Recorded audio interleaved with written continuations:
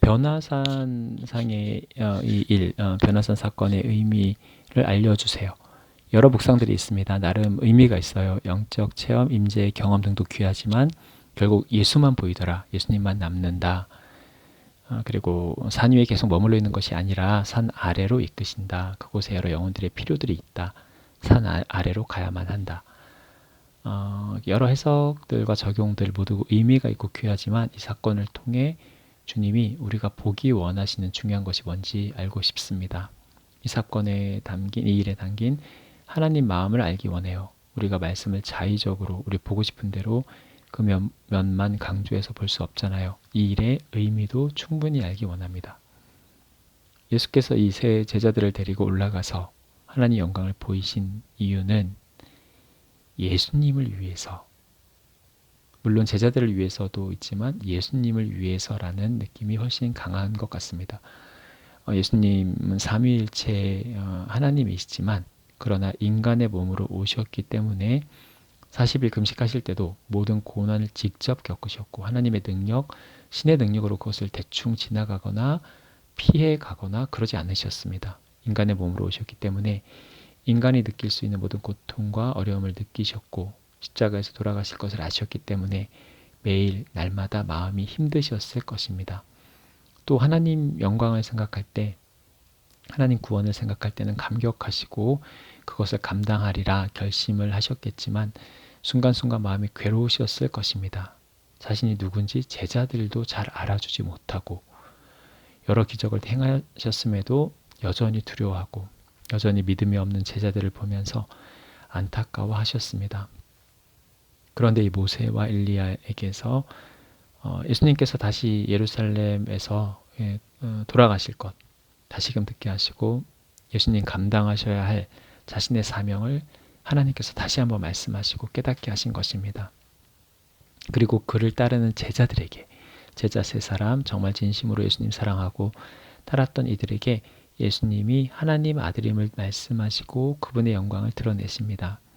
그분이 드러내지 못하는 그 영광의 모습을 보게 하심으로 예수님이 누구인지 깨닫게 하십니다. 그러나 이 사건의 핵심은 예수님입니다.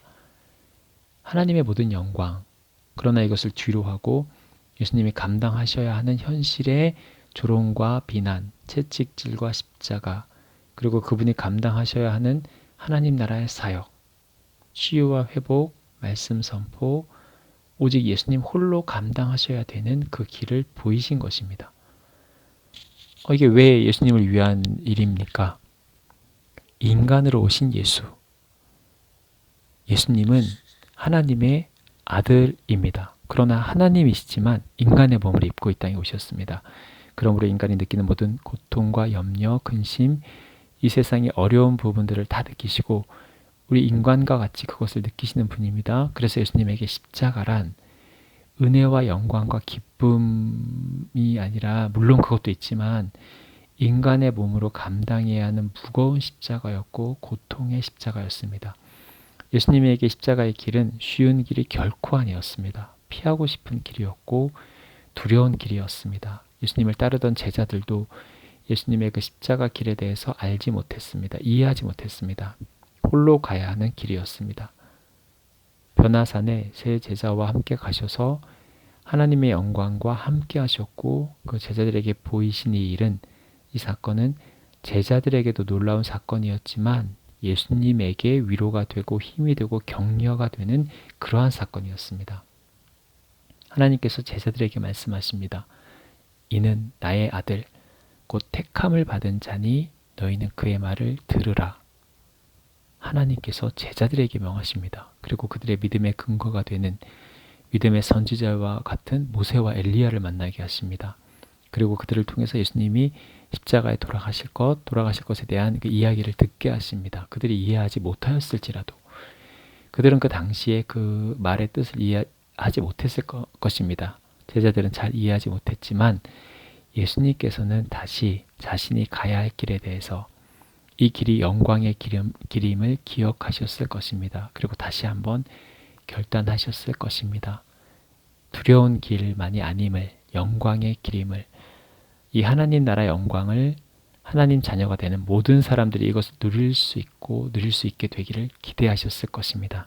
마치 제자들이 그러했던 것처럼 초막을 짓고 내려오지 않고 싶은 그 마음, 그러한 나라를 우리에게 주고자 하셨습니다. 하나님 마음 알고 싶습니다. 아버지 마음을 나눠주세요.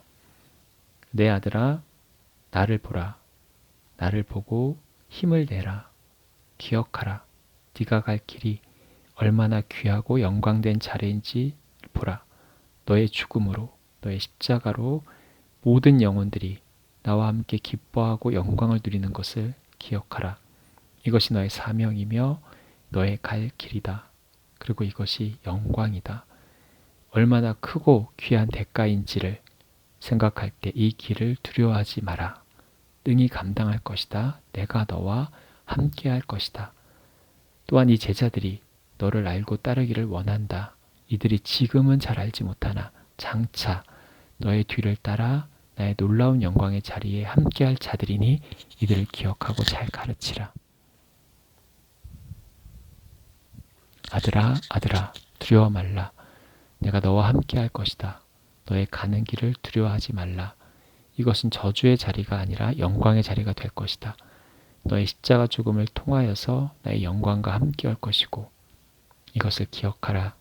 내가 너와 함께할 것이다. 저 무지하고 깨닫지 못하는 믿음이 없는 너의 제자들, 그들을 보고 낙심하지 마라. 이들이 장차 너의 뒤를 이어서 나의 뜻을 행하고 나의 영광을 보일 자들이다.